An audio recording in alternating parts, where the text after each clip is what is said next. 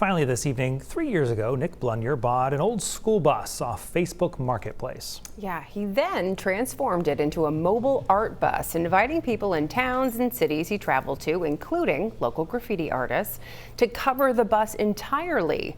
The focus is giving back by creating a safe space for kids and families to express themselves through art. News Center Maine's Leanne Stapleton shares the inspiration behind this project and how they do it all for free.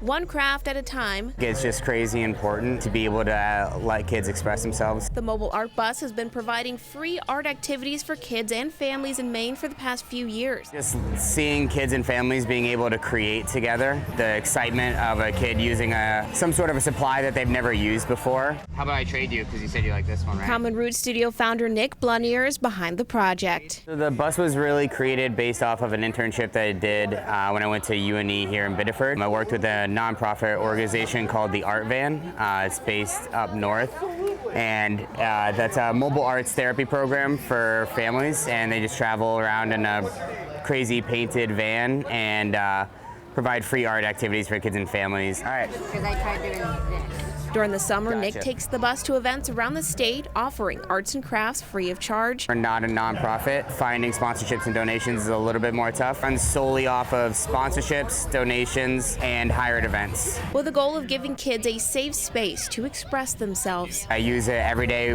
with my work as a special needs art teacher. When art's involved, it kind of makes that wall that's built up a little bit shorter. They're able to actually verbalize some things when they're focused on the art making process rather than sitting and talking and being in that kind of environment. Use art in a therapeutic outlet is always a really fun and really the whole reason why we started this project. Speaking of therapeutic outlet, the art bus will be at the Center for Grieving Children for one of its volunteer training days.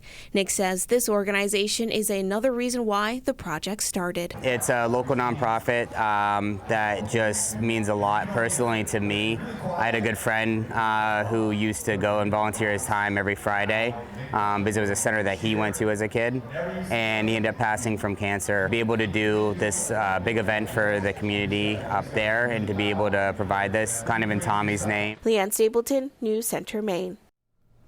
Now, during the colder months, the art bus hosts adult art nights with the proceeds going back into the community outreach program. For a schedule of events where you can see the mobile art bus, you can visit online commonrootsstudio.com.